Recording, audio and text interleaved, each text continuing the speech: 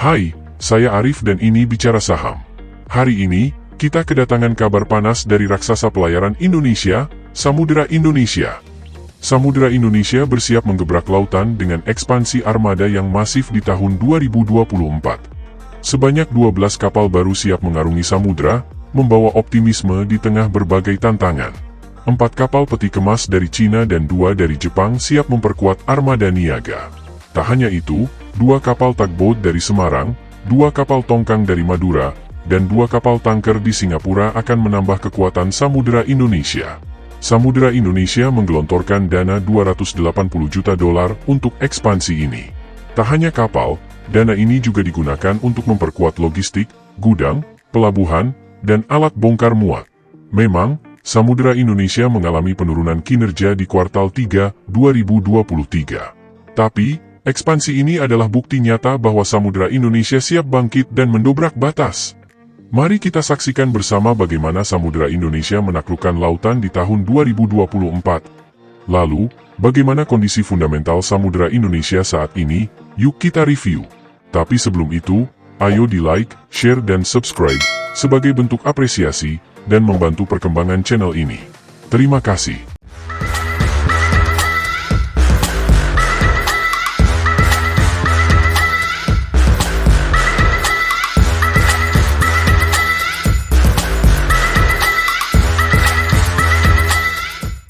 Di sisi lain, menurut laporan keuangan, Samudera Indonesia mencatatkan laba bersih yang turun 63% menjadi Rp985,4 miliar pada kuartal ketiga 2023. Apakah penurunan laba bersih ini membuat Samudera Indonesia menjadi tidak menarik untuk investasi?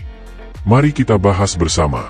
Pertama-tama, perlu diketahui bahwa penurunan laba bersih Samudera Indonesia disebabkan oleh penurunan pendapatan jasa sebesar 32,6% menjadi $575,4 juta. Penurunan pendapatan jasa ini disebabkan oleh beberapa faktor, yaitu kenaikan biaya bahan bakar yang disebabkan oleh perang Rusia-Ukraina, perlambatan pertumbuhan ekonomi global yang berdampak pada permintaan pengiriman barang, peningkatan persaingan di industri logistik dan pengiriman, serta kenaikan biaya bahan bakar merupakan faktor yang paling signifikan dalam penurunan pendapatan jasa Samudera Indonesia. Perang Rusia-Ukraina telah menyebabkan harga minyak mentah dunia melonjak. Ini tentunya berdampak pada biaya operasional Samudera Indonesia, yang sebagian besar menggunakan bahan bakar minyak. Perlambatan pertumbuhan ekonomi global juga berdampak pada permintaan pengiriman barang, baik dari dalam maupun luar negeri. Hal ini tentunya berdampak pada pendapatan jasa Samudera Indonesia. Selain itu, peningkatan persaingan di industri logistik dan pengiriman juga merupakan faktor yang perlu dipertimbangkan. Semakin banyak perusahaan logistik dan pengiriman yang bermunculan, sehingga persaingan semakin ketat. Hal ini tentunya berdampak pada margin keuntungan Samudera Indonesia. Meskipun laba bersih turun, Samudera Indonesia masih mencatatkan kinerja keuangan yang positif. Hal ini terlihat dari return on assets yang mencapai 7%. Return on assets adalah rasio yang menunjukkan seberapa besar keuntungan yang dihasilkan perusahaan dari asetnya. Return on equity yang mencapai 17,9%. Return on equity adalah rasio yang menunjukkan seberapa besar keuntungan yang dihasilkan perusahaan dari ekuitasnya. Pertumbuhan aset sebesar 5,8%. Pertumbuhan aset adalah rasio yang menunjukkan seberapa besar aset perusahaan tumbuh dari periode ke periode. Dan pertumbuhan ekuitas sebesar 2,8%. Pertumbuhan ekuitas adalah rasio yang menunjukkan seberapa besar ekuitas perusahaan tumbuh dari periode ke periode. Berdasarkan informasi tersebut, dapat disimpulkan bahwa penurunan laba bersih Samudera Indonesia di kuartal ketiga 2023 merupakan hal yang wajar, mengingat kondisi perekonomian global yang sedang tidak menentu. Namun, Samudera Indonesia masih mencatatkan kinerja keuangan yang positif. Investor dapat mempertimbangkan untuk menambah kepemilikan sahamnya di Samudera Indonesia untuk memanfaatkan potensi pertumbuhan yang ada. Berikut ini adalah beberapa potensi pertumbuhan yang dapat dimanfaatkan oleh Samudera Indonesia. Pertama, peningkatan permintaan pengiriman barang di dalam negeri, seiring dengan pemulihan ekonomi Indonesia.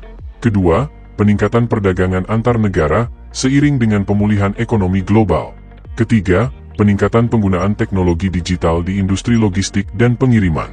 Yang terakhir, pemulihan ekonomi Indonesia tentunya akan meningkatkan permintaan pengiriman barang di dalam negeri.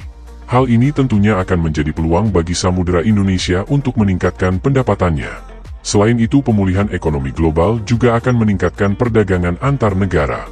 Hal ini tentunya akan menjadi peluang bagi Samudera Indonesia untuk meningkatkan pendapatannya dari pengiriman barang antar negara.